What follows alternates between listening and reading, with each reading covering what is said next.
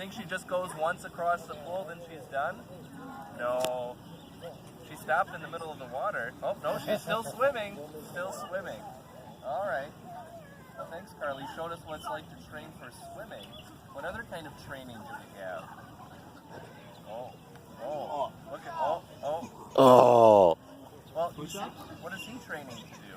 Push-ups. Gotta get rid of my belly. Yeah, what is he going to get better at if he does more push-ups?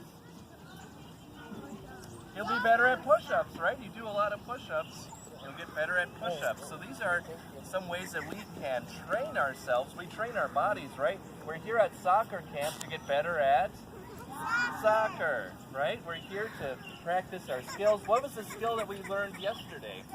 Dribbling.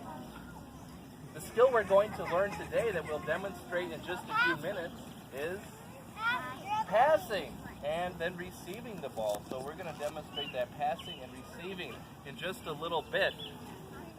You know that God says it's actually a very good idea to have physical training? Yeah, he says that in the Bible. He says physical training is actually very useful. But he says there's another more important kind of training. What kind of training do you think God says is more important? Learning about him, that's right.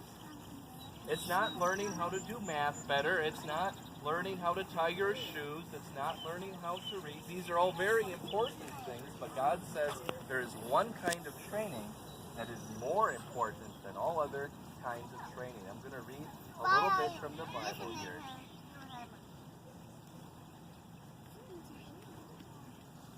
God says, have nothing to do with godless myths and old wives' tales, but rather train yourselves to be godly.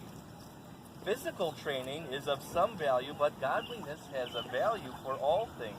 It holds a promise for the present life and for the life to come.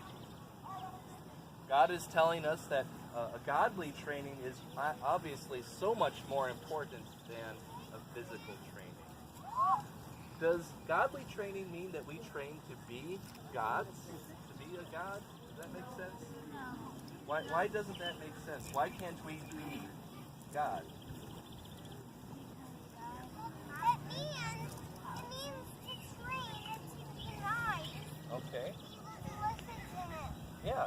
Godly training means, like we just heard over here, to listen to God and follow his instructions. We can't be like God because God created us. God is the powerful one who made all things. Godly training is learning about his word, learning about his son, Jesus, the one who was raised from the dead, the one who had the resurrection. Let's hold our hands. You can repeat after me our prayer. Dear Jesus, thank you for giving us a beautiful day. Thank you for living for us. Thank you for dying for us.